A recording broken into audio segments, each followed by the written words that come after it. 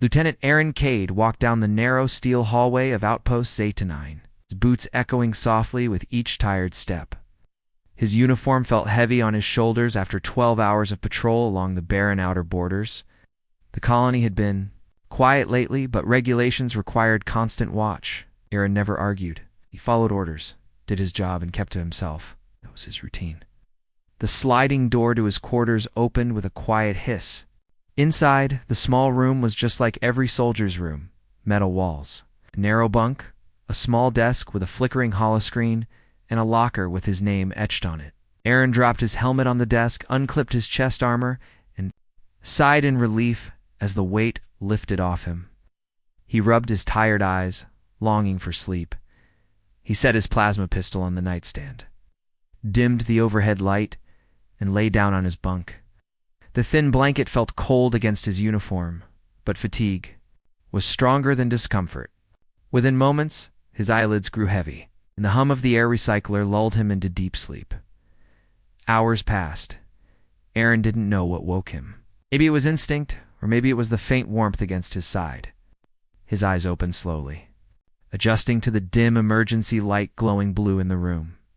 For a second, he thought he was still dreaming. But then he felt it clearly, a soft, gentle pressure against his arm. Turning his head slightly, he saw her. There, curled up on his narrow bunk, was a woman. She was sleeping peacefully, her small hands tucked under her cheek. She wasn't human. Her skin was pale silver with faint teal lines glowing like delicate tattoos across her neck and arms. Her hair was short and dark, almost black, with streaks of cobalt blue. Her face looked relaxed, her lips slightly parted as she breathed softly. Aaron froze. His heart pounded in confusion. He had never seen her before. How did she enter his room without him waking up? And why was she sleeping next to him on his bunk? He tried to move away quietly, but as he shifted, she stirred. Her eyes fluttered. Open? They were large, a deep sea green that reflected the dim light. For a moment, her gaze was hazy with sleep. Then, as her eyes focused on Aaron's face, she blinked rapidly, her silver cheeks flushing with faint iridescent pink. "Oh, shh," whispered in a soft, musical voice. Her English was accented but clear. I am sorry. Wrong room." Looking around in confusion. Renala's small hands trembled as she sat up, looking around in confusion. Her eyes darted to the door, then back at Aaron. She looked embarrassed, her silver cheeks glowing softly with pink. I thought this room was empty," she whispered. Her voice was so gentle that Aaron almost missed her words. She stood from the bunk quickly, brushing down her thin blue robe. It looked like it was made of woven light, shimmering faintly in the dim emergency glow. Her teal tattoos glowed slightly brighter on her neck and wrists, as if reacting to her nervousness. Aaron sat up, blinking away the last of his sleep. His mind felt foggy. "It's okay," he said in a quiet voice, not wanting to scare her. But how did you even get in?" "My door is locked." She paused, her fingers twisting together. I am envoy. My badge opens guest quarters. I thought this was empty. I was tired from travel. I didn't check number." "I am sorry, please. Forgive me." He watched her bow her head deeply, her dark blue hair falling over her eyes. She looked so fragile, standing there in her thin robe, trembling slightly. Aaron felt something tighten in his chest. He wasn't sure if it was sympathy or curiosity. He had met many alien diplomats during his years in the military, but none who looked as delicate and lost as her. Before he could reply, the overhead lights flickered to life, glowing bright white as the base alarm rang out. "All personnel. Morning assembly in 30 minutes. Report to Sector Plaza for daily briefing." The woman flinched at the loudspeaker announcement. Slowly, she raised her head and met Aaron's gaze. Her sea-green eyes were wide and clear now, free of sleep's fog. There was something peaceful in her expression despite her embarrassment. "Thank you for warmth," she said softly. Then, to his surprise, a small smile formed on her lips. "Your bed? It's comfortable. It felt like home, our spot." She turned quickly and walked to the door, her robe rippling like liquid light with every step. The door slid open with a quiet hiss, and she disappeared into the hallway, leaving Aaron staring at the empty doorway. Our spot? He shook his head. Confused by her words, his bed had never been home to anyone but him. He was a soldier. His bunk was a hard, narrow place to rest before returning to duty, nothing more. But something about the way she said those words made his chest feel heavy and warm at the same time. After dressing in his clean uniform, Aaron walked to the assembly plaza. Hundreds of soldiers stood in neat lines, the rising twin suns casting long shadows over their armored forms. Above them, the colony's defense. Drones hovered silently, scanning for threats as always. Aaron couldn't focus on the briefing. The commander spoke about upcoming patrol shifts, supply shortages, and a small mercenary group spotted on the far edge of their sector. But Aaron's mind kept drifting back to the alien woman who had slept in his bunk. Why did she call it our spot? He thought it was just a mistake. She entered the wrong room. That's all. When the briefing ended, soldiers scattered to their duties. Aaron walked towards the mess hall, hoping coffee would clear his head. As he entered, his eyes widened. There she was again. Renala sat alone at a table near the window, a small tray of sliced fruit before her. The morning sunlight lit her silver skin with a soft glow. Her teal tattoos pulsed faintly, as if in rhythm with her calm breathing.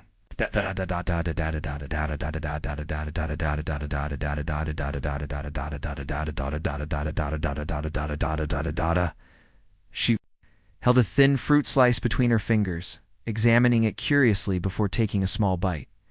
He hesitated at the entrance. Part of him wanted to leave to avoid the awkwardness of earlier, but another part, stronger, pushed him forward. "May I sit here?" he asked quietly, stopping beside her table. She looked up quickly, her eyes widening for a moment before softening. With recognition, yes. "Please sit," she said with a gentle nod. Aaron placed his coffee cup on the table and sat across from her. For a few moments, neither spoke. The low hum of voices and clatter of trays surrounded them, but their table felt strangely quiet, as if they were in a bubble of calm.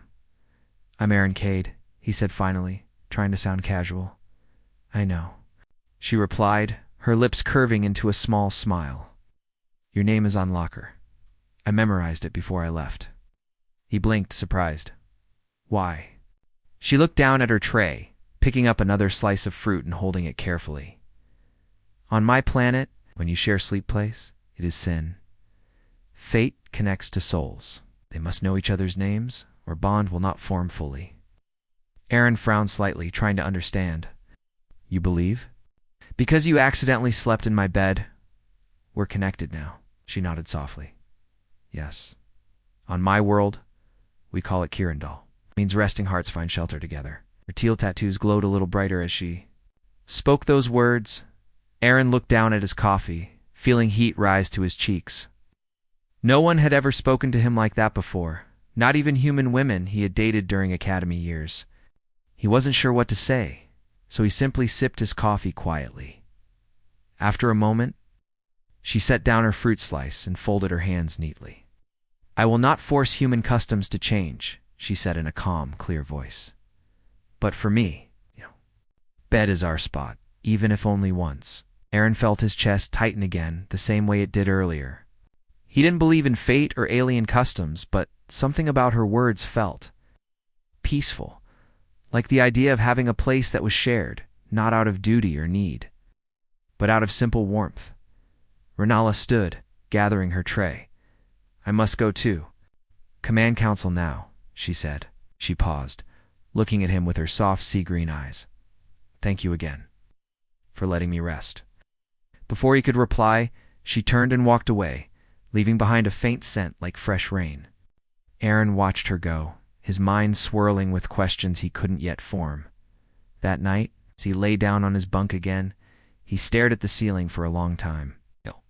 He could still feel the warmth where she had rested beside him. The words she left behind echoed in his chest.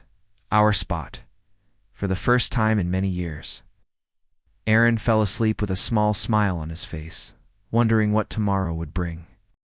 The next morning, Aaron woke up early. His bunk felt colder without Renala sleeping beside him. He sat up and rubbed his eyes, wondering why her absence felt so strong. He barely knew her. She was an alien envoy, a guest on their base for Alliance talks. Yet her words our spot stayed in his mind like a song that wouldn't leave. After getting dressed, he went to the training grounds for his morning drills. His other soldiers were already practicing hand-to-hand combat and target shooting.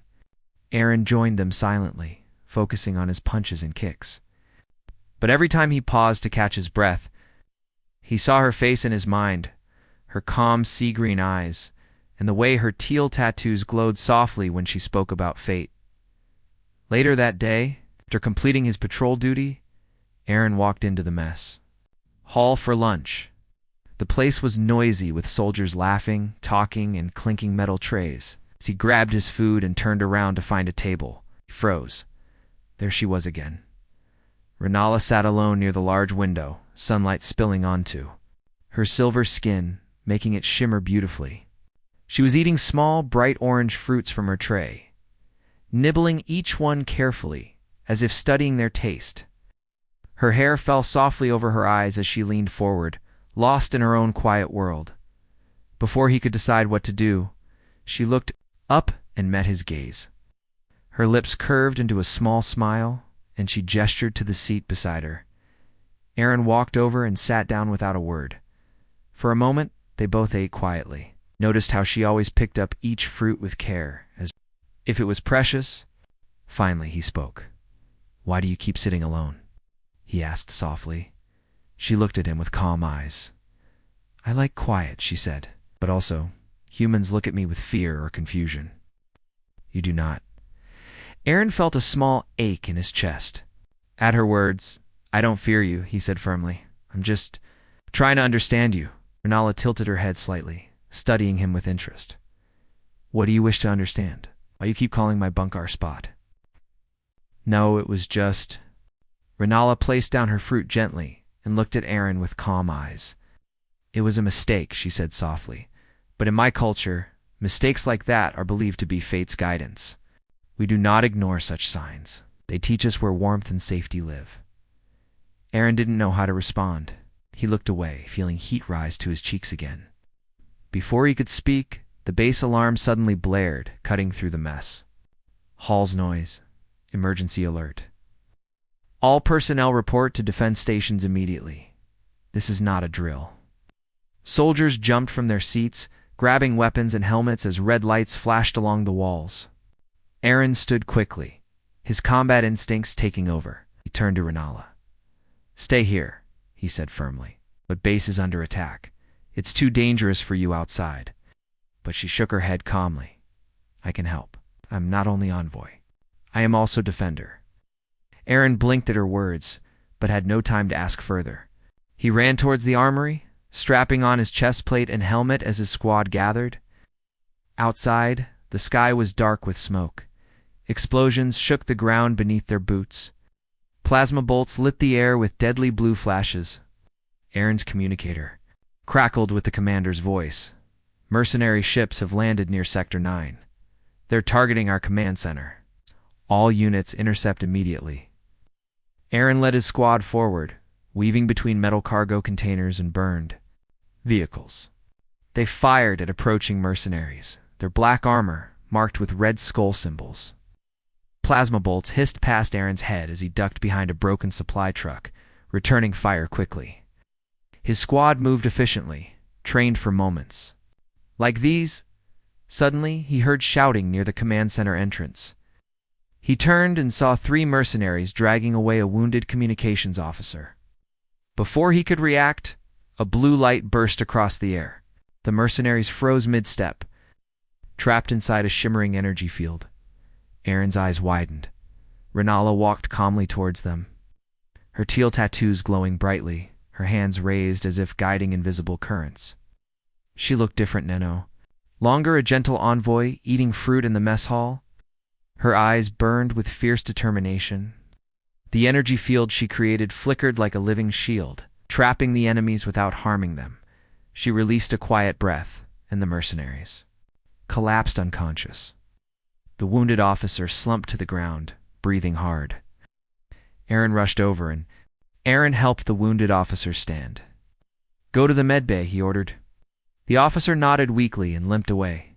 Aaron turned to Renala, who was still standing with her hands raised slightly, her teal tattoos glowing bright in the smoke-filled air. Her calm, sea-green eyes met his, and for a moment, the noise of battle around them seemed to fade. You saved him," Aaron said, his voice full of quiet shock. She nodded softly. "We protect. That is our role as envoys." Suddenly, the commander's voice crackled through the communicator again. "All units, mercenaries are retreating. Repeat, enemy forces are falling back. Secure the area and report damage." The gunfire slowed. Soldiers began moving to clear debris and check for wounded. Aaron lowered his rifle, feeling his shoulders relax slightly. Around them, the early evening sky turned deep purple as the twin suns set. Leaving the base bathed in flickering emergency lights, Renala stepped closer to him, her silver skin reflecting the dim lights beautifully. She seemed tired now. Her glowing tattoos faded slowly to their usual soft teal. "Are you hurt?" Aaron asked, worried. She shook her head gently. "No, just tired." He looked around. Soldiers were busy carrying equipment and guarding prisoners. He reached out, his hand to her. "Come with me. You need to rest." She nodded and placed her small hand in his, her fingers warm and delicate against his glove. Together, they walked through the damaged hallways until they reached the observation deck at the top of the command building. The glass dome above was cracked from explosions, but the structure still stood strong. Stars filled the sky, millions of them scattered like glittering dust over the dark void. The planet's small moons glowed softly near the horizon. Aaron sat down on a metal bench against the glass wall, pulling off his helmet and breathing in the cool night air. Renala sat beside him, her robe rippling faintly in the breeze coming through broken glass panels. She looked up at the stars with quiet eyes. For a while, neither of them spoke. The silence felt peaceful. Finally, she whispered, "I may have to leave soon. My people will recall me after the Alliance talks end." Aaron felt his chest tighten. Painfully, he clenched his hands together, staring down at his boots. "I know," he said softly. She turned her head to look at him, her sea-green eyes shining in the dim starlight. "Will you forget me when I am gone?" she asked quietly. He looked at her in shock. "Forget you," he said, his voice trembling. "How can I forget you, Renala? You're the first person who made this place feel like something more than duty and war." She reached out slowly and touched his cheek with her small hand. Her touch was so warm, so gentle, that Aaron closed his eyes for a moment. She leaned closer, resting her forehead against his helmetless head. "On my planet," she whispered, "when two souls share." "On my planet," Renala whispered. "When two souls share a sleeping place, it means they are bound to protect each other. Even if they are far apart, their hearts remain connected." Aaron felt his chest tighten, looked into her calm, sea-green eyes, glowing softly in the dim starlight. He wanted to say many things, but only one sentence escaped his lips. "I don't want you to leave." She closed her eyes and smiled sadly. "I do not want to leave either, but my duty is to my people. They need me." Aaron clenched his fists, feeling helpless. Outside the cracked dome, a soft wind blew through the broken panels, carrying the cold night air. For a moment, both sat in silence, feeling the stars watching them like quiet guardians. Suddenly, his communicator beeped. He pressed it to his ear. "Lieutenant Cade, report to Central Command immediately. Envoy Renala is requested." For a final council meeting regarding her stay, Renala opened her eyes, a look of calm acceptance on her face. "It is time," she said softly. They stood and walked down the long metal corridors towards the command room. Soldiers they passed bowed slightly to Renala with new respect in their eyes. News of her bravery had spread quickly after the battle. She kept her gaze forward, walking gracefully beside Aaron, inside the command room. The base commander and several high-ranking officers waited. Their stern faces softened when they saw Renala. "Envoy Renala." The commander spoke clearly. "Your actions during the attack saved many lives. We are honored by your bravery." She bowed her head gently. "I only did what was needed." Commander nodded and turned to Aaron. Lieutenant Cade, as liaison to Envoy Renala during her stay, do you have any final words to add before we conclude the alliance terms? Aaron felt his throat tighten. He looked at Renala, standing beside him, her silver skin glowing softly under the command room lights, her calm eyes meeting his with quiet strength. I just want to say, he began, his voice trembling slightly, that if there is any way she can remain here as liaison or advisor, we would be lucky to have her. The room fell silent. The commander exchanged looks with the officers before speaking again. We have discussed this possibility, due to her valuable skills and knowledge, and her role in strengthening relations between our people. We offer Envoy Renala a position as permanent alliance liaison stationed here at Outpost. Zetanin, Aaron's eyes widened, whose eyes had filled with bright, happy tears. She covered her mouth with her small hand, her teal tattoos glowing softly. Do you accept this offer, Envoy Renala? The commander asked. She lowered her hand and nodded, her voice trembling. Yes, I accept with honor. Later that evening, after all formalities were complete, Aaron walked her back to his quarters. The hallway was quiet, lit by the soft blue nightlights. He opened the door, and they stepped inside together. Renala looked around the small room, her eyes soft and peaceful. She walked towards the narrow bunk and sat down gently, running her fingers over the blanket. She looked up at Aaron with a shy smile. Is it still our spot? She asked softly. Aaron felt warmth bloom in his chest.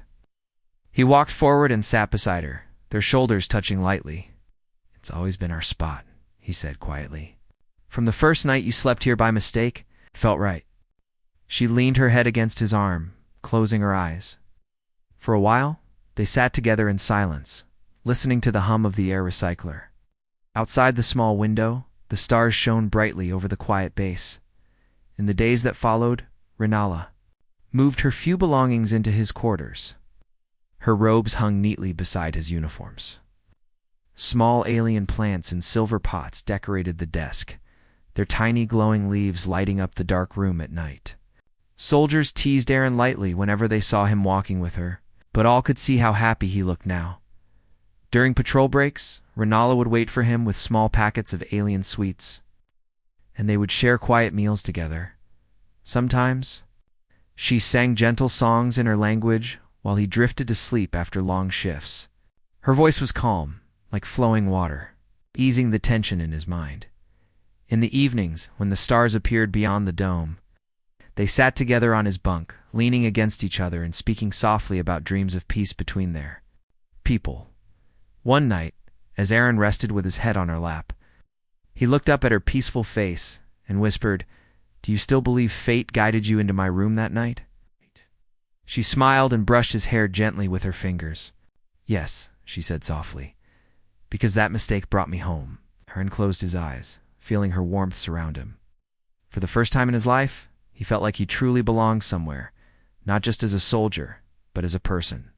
In that small room, on that narrow bunk, he found a place of peace and love in a galaxy full of war.